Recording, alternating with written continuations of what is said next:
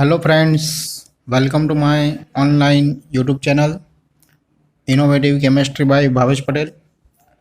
मित्रों, આપણે chapter 7 સંતુલનમાં lecture 4માં એટલે કે લાસ્ટ લેક્ચરમાં આપણે રાસાયણિક સંતુલનના બે પ્રકારો સમાંગ રાસાયણિક સંતુલન અને વિષમાંગ રાસાયણિક સંતુલનનો અભ્યાસ કર્યો હતો। પછી આપણે એમાંથી ઘન કેલ્શિયમ કાર્બોનેટ માટે એના વિઘટન અચળાંકનું સૂત્ર અને બીજું એક ઉદાહરણ પણ આપણે સમજ્યા હતા। હવે મિત્રો, આજે આપણે જે કેપી અને કેસી વચ્ચેનો જે સંબંધ આગળ આપણે સમજ્યા હતા, તો આપણને કોઈ પણ રાસાયણિક પ્રક્રિયા આપેલી હોય તો એના ઉપરથી આપણે કેપી અને કેસીના એકમો કેવી રીતે નક્કી કરી શકીએ, બરાબર? એ આજે સમજીશું આપણે। તો કેપી અને કેસીના એકમો નક્કી કરવા માટે ધારો કે આપણને કોઈ એક પ્રક્રિયા આ રીતે આપેલી છે, 4 મોલ NH3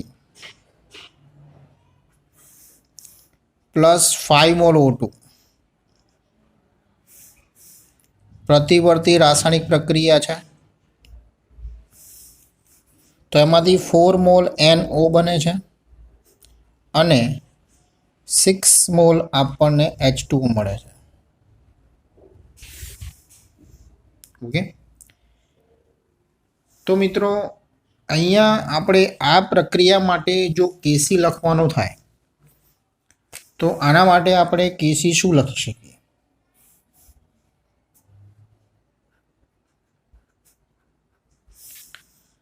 तो केसी बराबर आमां लखीशुं निपजोनी सांद्रता एटले के NO नी केटली घात आवशे 4 घात,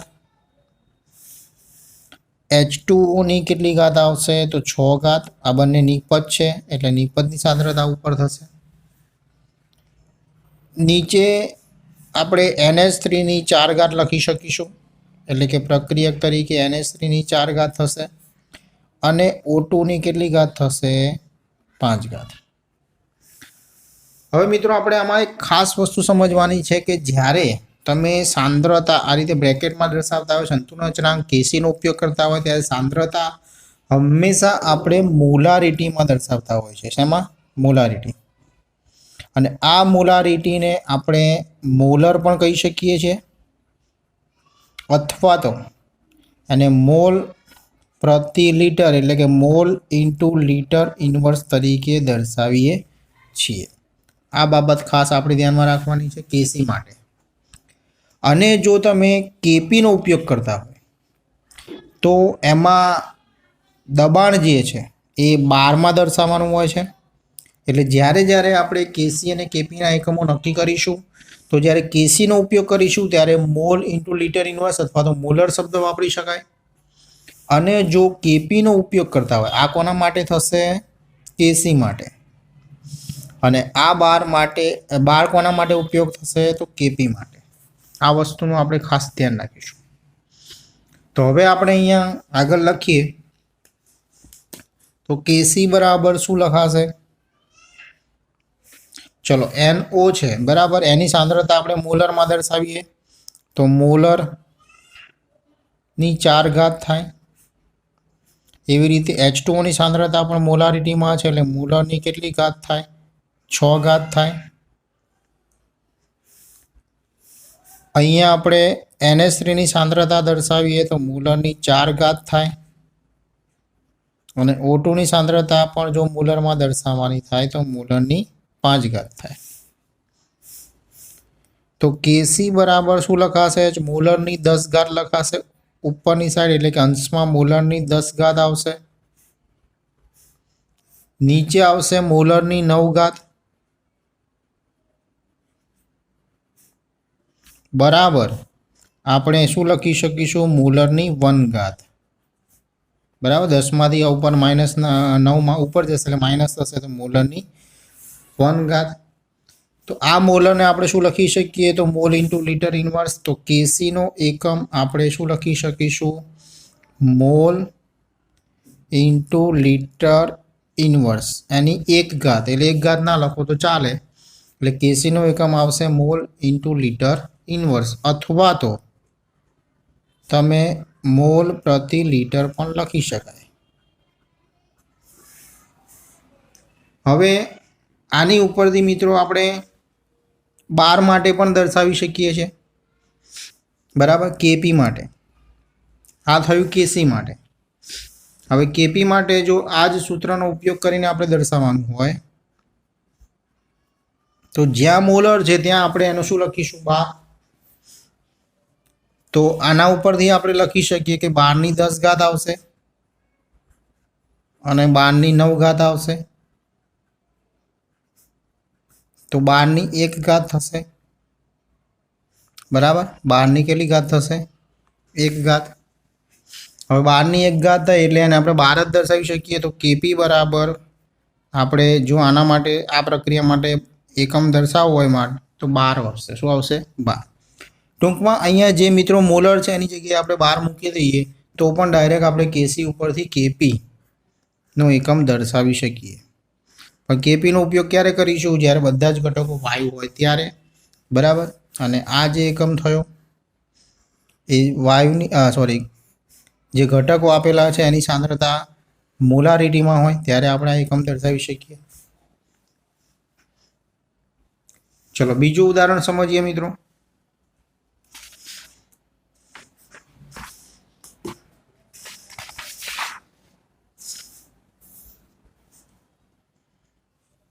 બીજી પ્રક્રિયા આપણને આપેલી છે N2 + 3H2 કે ઇટ ગિવ્સ, એટલે કે પ્રતિવર્તી પ્રક્રિયા છે 2NH3 ગેસ, બરાબર. હવે આ પ્રક્રિયા માટે આપણે કેસી લખવાનું થાય તો કેસી શું લખી શકીએ? તો NH3² / N2 × H2 3 ઘાત એટલે ક્યુબ. ઓકે, ચલો હવે આના માટે આપણે સાંદ્રતા મોલારિટીમાં દર્શાવીએ. તો મોલારિટીમાં આપણે આ રીતે લખી શકીએ કેસી બરાબર મોલરની 2 ઘાત, અહીંયા મોલરની 1 ઘાત આવશે N2 માટે, અને અહીંયા H2 માટે મોલરની કેટલી ઘાત આવશે? 3 ઘાત આવશે. તો આનું સાદરૂપ આપીએ તો મોલરની 2 ઘાત અને નીચે મોલરની કેટલી ઘાત? 4 ઘાત. તો કેસી બરાબર આપણે શું લખી શકીએ? મોલરની -2 ઘાત આવશે. કેટલી ઘાત? -2. તો બસ આની ઉપરથી આપણે કેસી માટે શું લખી શકીએ મિત્રો? તો કેસી માટે લખી શકાશે કે જ્યાં મોલર છે ત્યાં શું લખી દેવાનું? તો મોલ × લિટર ઇનવર્સ અને એની કેટલી ઘાત? -2 ઘાત. ઓકે, આ એનો એકમ થશે. અને અલગ રીતે લખવું હોય તો આવી રીતે પણ લખી શકાય કે મોલની -2 ઘાત કહેવાય અને લીટર જે છે એની -2 × -1, બરાબર. આ બંને ગુણાકારમાં છે એટલે -1 × એટલે સ્ક્વેર થાય, સ્ક્વેર થઈ જશે. તો આ રીતે પણ મિત્રો આપણે એને લખી શકીએ એકમ, બરાબર. તો આ થયો કેસીનો એકમ.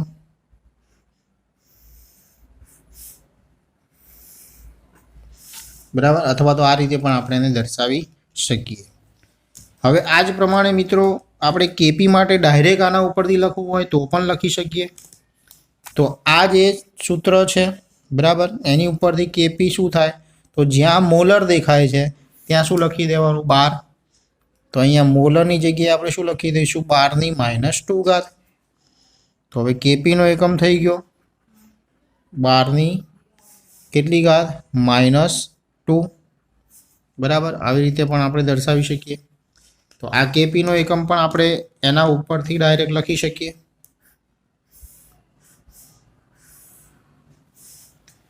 તો હવે મિત્રો આપણે એક ઉદાહરણ એવું સમજીએ.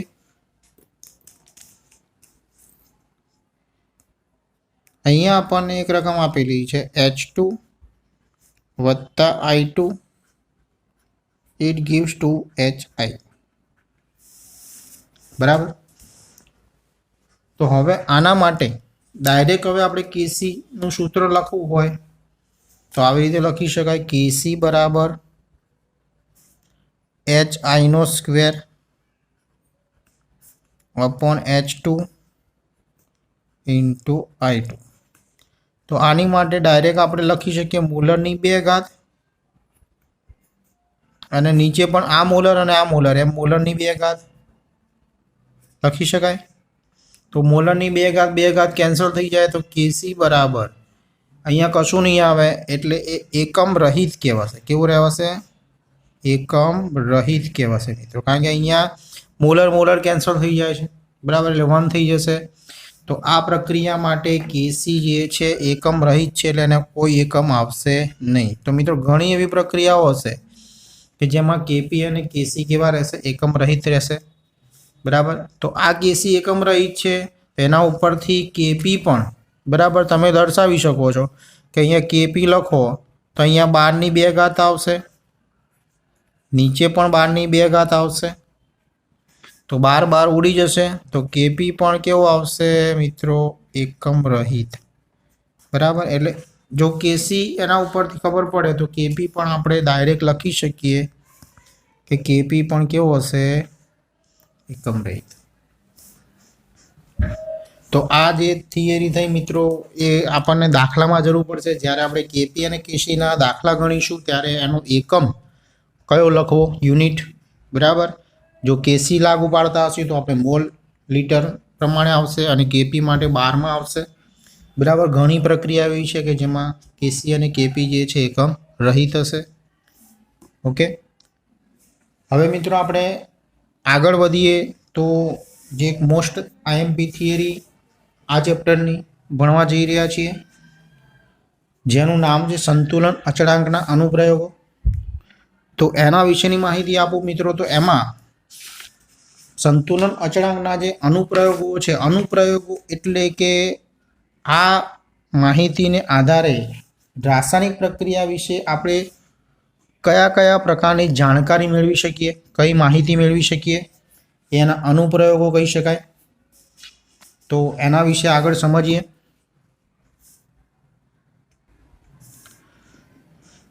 તો મિત્રો સંતુલન અચળાંકના અનુપ્રયોગો સમજાવો, અથવા તો આ થિયરી આવી રીતે પણ પૂછી શકાય કે સંતુલન અચળાંક પરથી આપણને રાસાયણિક પ્રક્રિયા વિશે કઈ માહિતી મળે છે. તો મિત્રો જ્યારે કોઈ પણ રાસાયણિક પ્રક્રિયા થાય, દાખલા તરીકે કોઈ એક પ્રક્રિયા છે બરાબર, એ છે અને આ બી છે બરાબર, પ્રતિવર્તી પ્રક્રિયા છે. તો એ પ્રક્રિયા જે થાય છે એ કાં તો પુરોગામી દિશામાં થતી હશે કાં તો પ્રતિગામી દિશામાં થતી હશે. જ્યારે પ્રક્રિયા સ્ટાર્ટ થતી હશે ત્યારે પ્રક્રિયકોની સાંદ્રતા વધારે હશે તો નિપજોની સાંદ્રતા ઓછી હશે, અથવા તો પ્રતિગામી દિશામાં થતી હશે તો નિપજોની સાંદ્રતા વધારે હશે, પ્રક્રિયકોની સાંદ્રતા ઓછી હશે.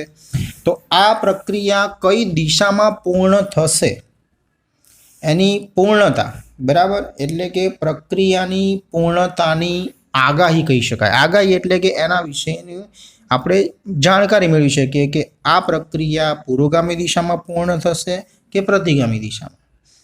તો ટૂંકમાં સંતુલન અચળાંક પરથી આપણને રાસાયણિક પ્રક્રિયા વિશેની ટોટલ 3 માહિતી મળે છે. એમાં પહેલી માહિતી છે રાસાયણિક પ્રક્રિયા જે છે એની પૂર્ણતાની માહિતી, પૂર્ણતાની આગાહી કરી શકીએ આપણે બરાબર. એટલે આપણે એવું લખી શકીએ રાસાયણિક પ્રક્રિયાની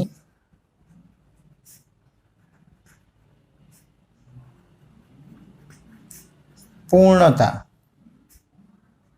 નું પ્રાકકથન. પ્રાકકથન એટલે આગાહી બરાબર કરી શકાય.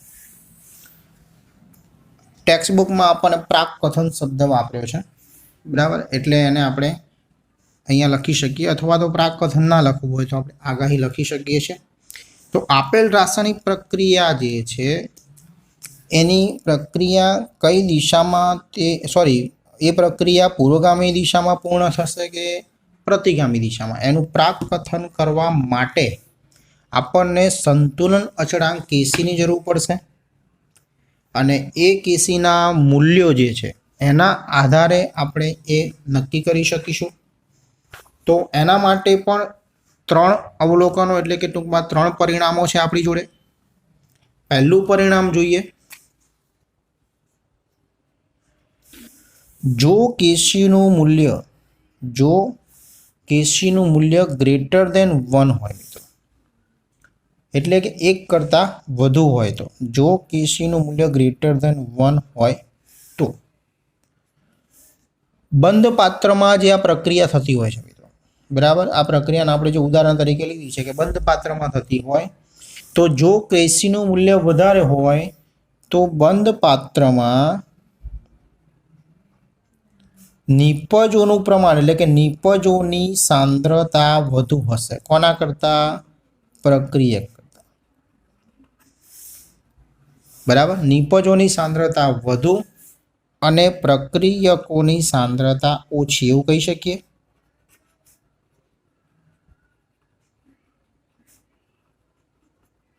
एटले केसीનું मूल्य जो ग्रेटर देन 1 हशे तो निपजोनी सांद्रता वधु हशे, प्रक्रियकोनी सांद्रता ओછી हशे। एनो मतलब एवो थयो मित्रों के निपज वधारे बनी हशे, प्रक्रियक वपराई गयो हशे तो प्रक्रिया कई दिशामां थई हशे?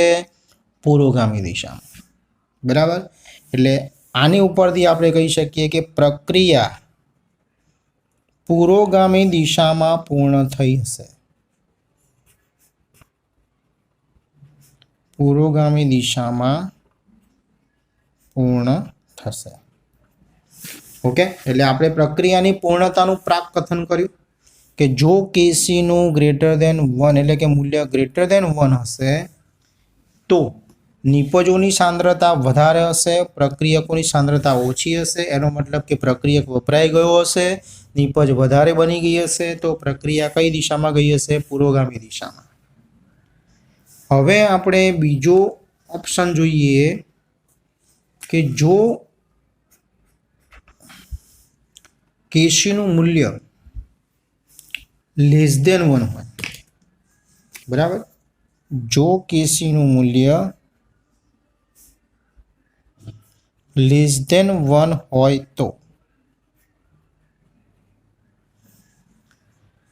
तो बंध पात्र में कोनी सांद्रता वधारे हशे? प्रक्रियकोनी सांद्रता वधारे हशे।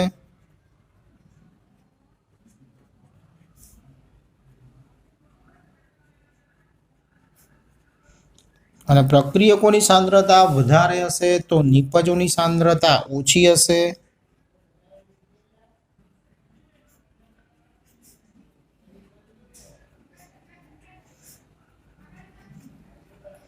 तो अहींया बी वपराई गयो हशे ने ए वधारे बनी गयो हशे तो प्रक्रिया कई दिशामां पूर्ण थई हशे? प्रतिगामी दिशामां। तो आपणे लखी शकीए कि प्रक्रिया प्रतिगामी दिशामां पूर्ण थशे।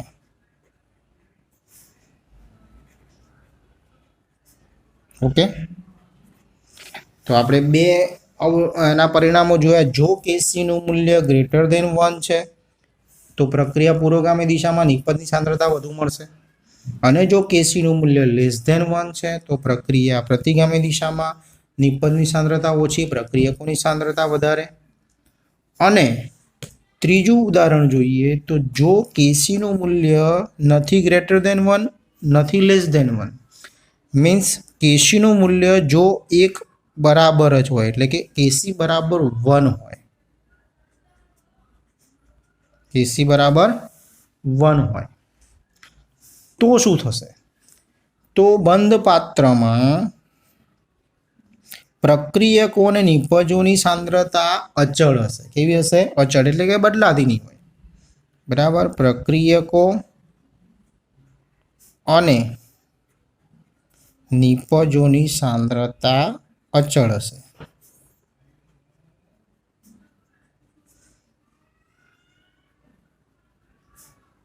अने जो प्रक्रियक अने निपजोनी सांद्रता अचल होय तो आगळ आपणे भणी गया कि प्रक्रिया केवी स्थितिमां हशे?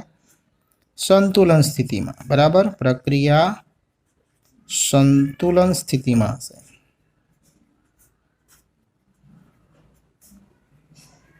अने ए प्रक्रिया कोई दिवस पूरी थशे नहीं। आगळ आपणे समझ्या छीए કે જેટલી જ પ્રક્રિયકનું નિપજમાં રૂપાંતર થતું હશે તો એ જ સમયે એટલા જ નિપજનું પ્રક્રિયકમાં રૂપાંતર થતું હોય, તો માટે પ્રક્રિયા કદી પૂર્ણ થશે નહીં.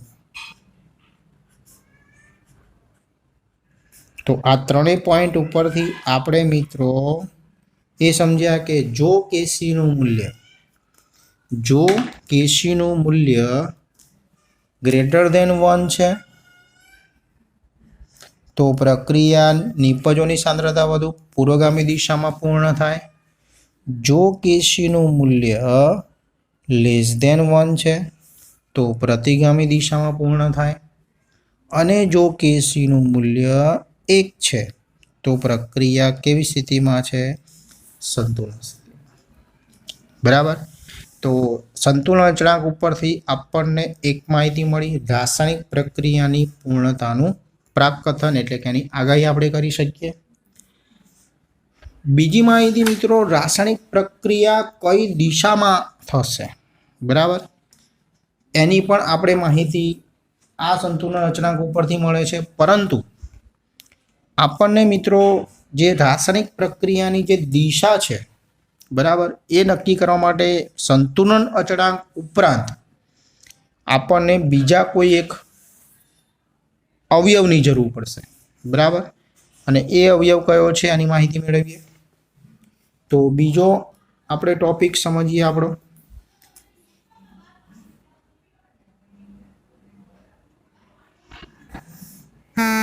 રાસાયણિક પ્રક્રિયાની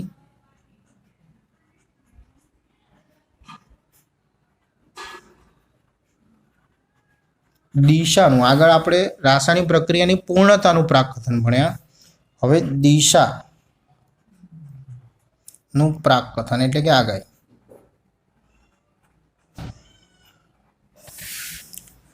તો મિત્રો પ્રક્રિયાની અહીંયા આપણે જે મેં તમને વાત કરી કે એની આગાહી કરવાની છે, પ્રક્રિયા કઈ દિશામાં, બરાબર.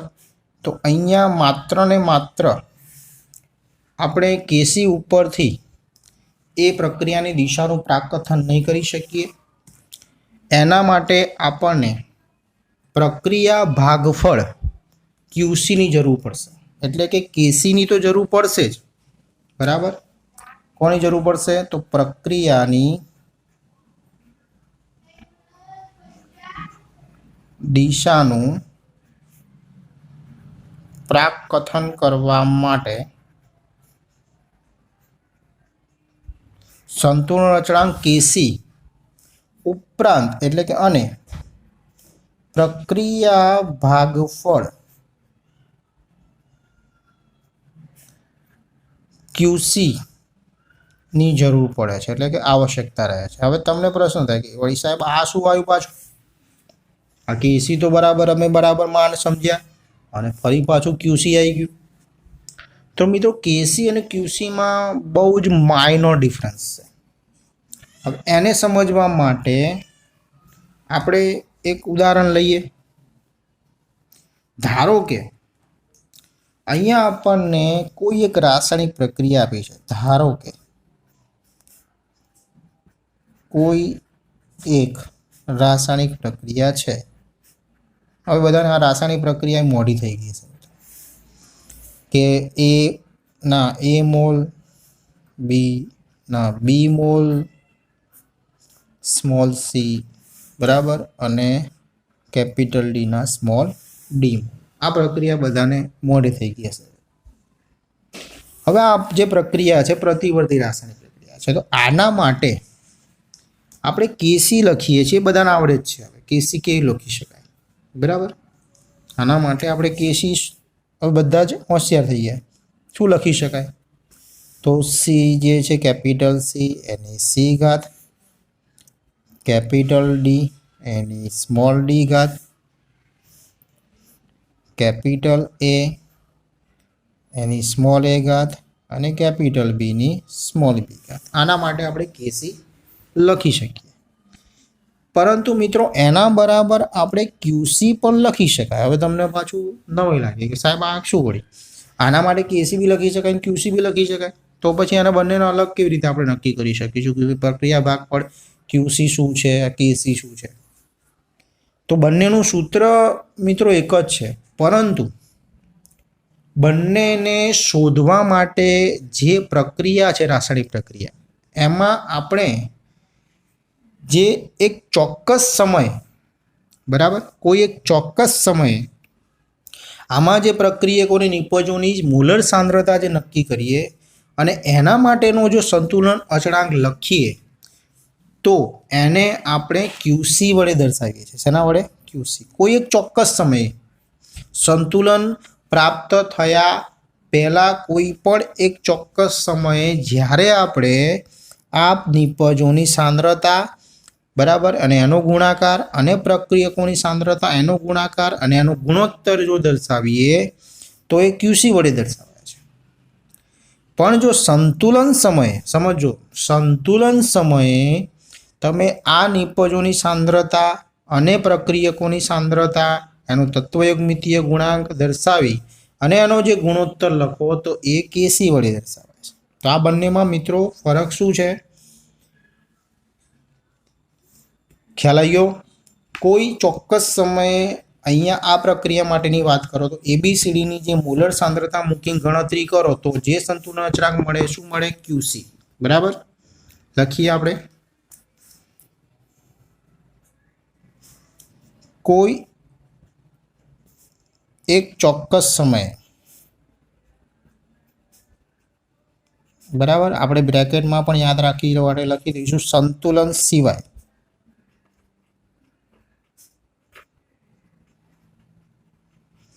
કોઈ એક ચોક્કસ સમયે એ, બી, સી અને ડી આપેલ જે પ્રક્રિયા છે એની વાત કરીએ છીએ ની મોલર સાંદ્રતા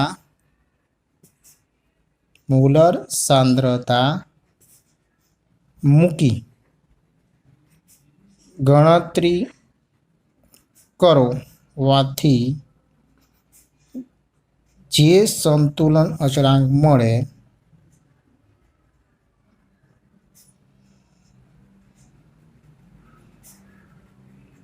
તે ક્યુસી તરીકે દર્શાવાય. શેના તરીકે? ક્યુસી તરીકે, જેને પ્રક્રિયાનું ભાગફળ કહેવાય. પ્રક્રિયાનું શું કહેવાય? ભાગફળ. ઓકે.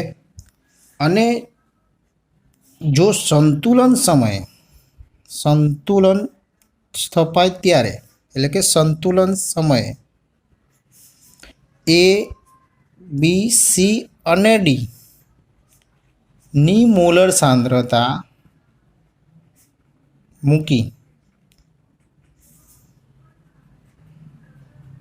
ગણતરી કરવાથી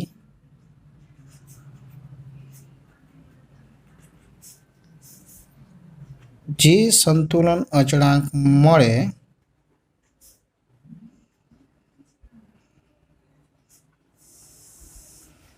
તેને કેસી તરીકે દર્શાવાય. શેના તરીકે? કેસી. આ બંનેમાં મિત્રો આટલો ફરક છે, ધ્યાન રાખવાનું છે. બરાબર. કોઈ પણ ચોક્કસ સમયે જો તમે સાંદ્રતાની ગણતરી કરો તો ક્યુસી અને સંતુલન સમયે ગણતરી કરો તો કેસી. આટલો ફરક છે બંને.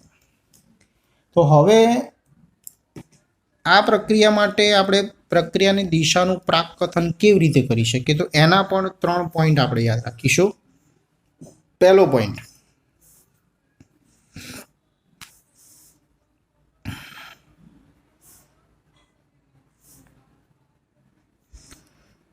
ધારો કે આપેલ પ્રક્રિયા માટે આપણે કેસી અને ક્યુસી નક્કી કરી દીધા. બરાબર, આ પ્રક્રિયા છે એના માટે આપણે કેસી અને ક્યુસીના મૂલ્યો નક્કી કરી દીધા. ચોક્કસ સમય નક્કી કર્યા એ ક્યુસી અને સંતુલન સમય નક્કી કર્યા એ કેસી.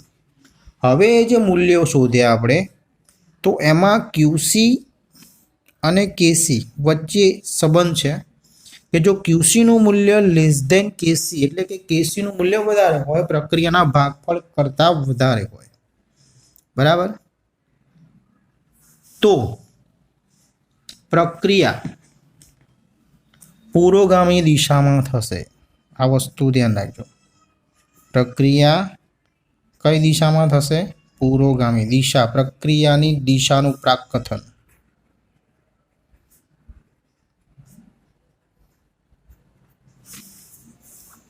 ઓકે, હવે જો કેસીનું મૂલ્ય ઓછું હોય ક્યુસી કરતાં, એટલે કે ક્યુસી ગ્રેટર દેન કેસી હોય, પ્રક્રિયાનું ભાગફળનું મૂલ્ય વધારે છે,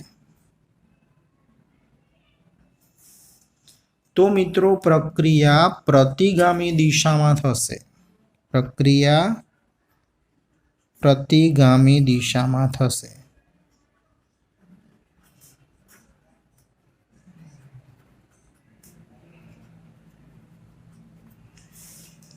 ઓકે, અને જો ક્યુસી અને કેસીનું મૂલ્ય ઇક્વલ છે, એટલે કે પ્રક્રિયાનું ભાગફળ અને પ્રક્રિયાનો સંતુલન અચળાંક, બરાબર, એ બંને ઇક્વલ છે, તો આપેલ આગળ ભણ્યા હતા એ જ પ્રમાણે પ્રક્રિયા સંતુલન સ્થિતિમાં હશે.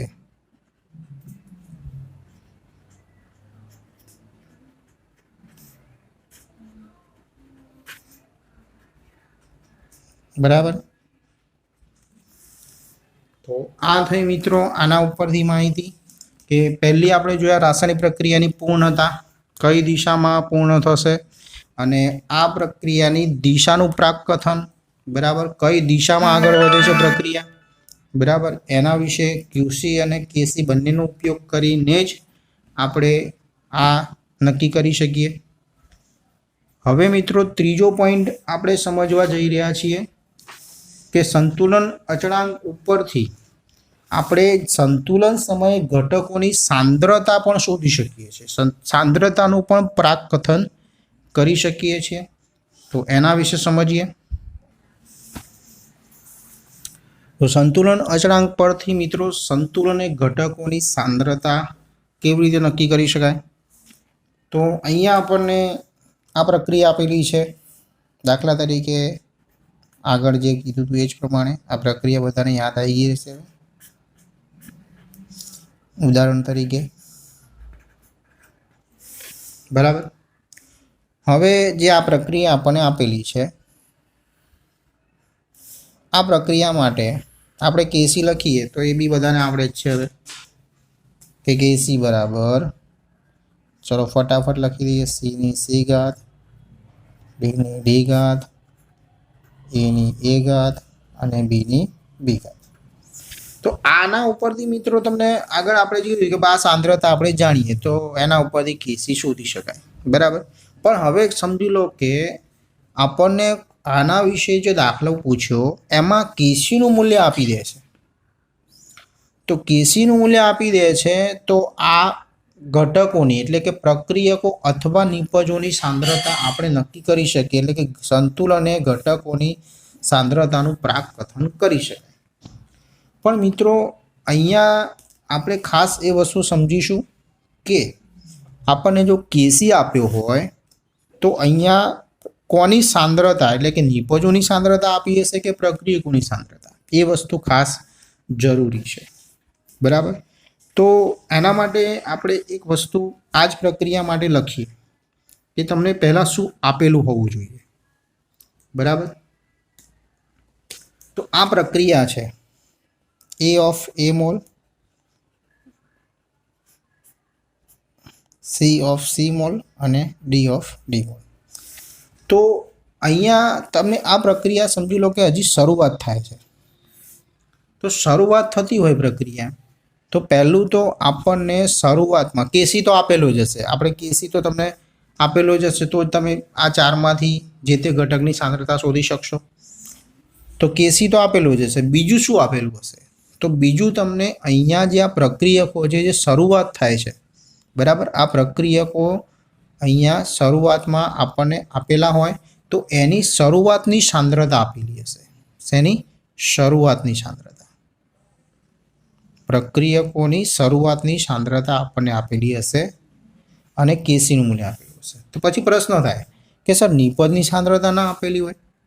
પણ મિત્રો સમજો કે જો પ્રક્રિયા હજી શરૂઆત જ થાય છે તો એ વખત તો નિપજ બની જ ના હોય, બરાબર. એટલે નિપજની શરૂઆતની સાંદ્રતા આપણા માટે કોઈ કામની છે નહીં. એ વખતે કેવી હોય? શૂન્ય જ હોય. તો સંતુલન અચળાંક પરથી સંતુલને આપણે ઘટકોની સાંદ્રતાનું પ્રાકકથન કરવું હોય તો આપણે બે વસ્તુ જાણતા હોવા જોઈએ, બરાબર. પહેલી એક બાબત, સંતુલને ઘટકોની સાંદ્રતા શોધવા માટે એટલે કે પ્રાકકથન કરવા માટે કેશી અને પ્રક્રિયકોની શરૂઆતની સાંદ્રતા બરાબર જાણતા હોવા જોઈએ. અને આ વસ્તુ જાણતા હોય તો આપણે સંતુલન સમયે એ જે તે ઘટકો એની સાંદ્રતા શોધી શકીએ છીએ. તો આ થયું મિત્રો ટોટલ આપણે આજના લેક્ચરમાં બહુ જ મોસ્ટ આઈએમપી થિયરી ભણ્યા છીએ. સંતુલન અચળાંકના અનુપ્રયોગો, એમાં 3 જે આપણે અનુપ્રયોગો સમજી શકીએ છીએ, બરાબર. રાસાયણિક પ્રક્રિયાની પૂર્ણતાનું પ્રાકકથન કેસીના મૂલ્ય ઉપરથી greater than, less than, is equal to 1, બરાબર. પછી બીજો જે મુદ્દો છે કે રાસાયણિક પ્રક્રિયાનું દિશાનું પ્રાકકથન એટલે કે કેસી અને ક્યુસીના મૂલ્યો ઉપરથી આ 3 પરિણામો મળે. અને ત્રીજું પ્રાકકથન સંતુલન અચળાંક પરથી સંતુલન ઘટકોની સાંદ્રતા. આનો ઉપયોગ મિત્રો ખાસ ધ્યાનમાં રાખજો. આના આધારિત આપણે એક્ઝામ્પલ એટલે કે દાખલા આવશે, બરાબર. અને એ દાખલામાં એનો ઉપયોગ થશે આ પ્રાકકથનનો, બરાબર. એટલે એ આધારિત દાખલા કેવી રીતે ગણી શકાય, બરાબર. કેસીનું મૂલ્ય આપેલું હોય તો સંતુલન સમયે ઘટકોની સાંદ્રતા આપણે કઈ રીતે નક્કી કરી શકીએ, બરાબર. એના આધારિત દાખલા આપણે સમજીશું. જો મિત્રો તમને આ વિડીયો ગમ્યો હોય તો લાઈક કરજો, શેર કરજો, સબસ્ક્રાઈબ કરજો, જરૂરી કોમેન્ટ કરજો. Thank you.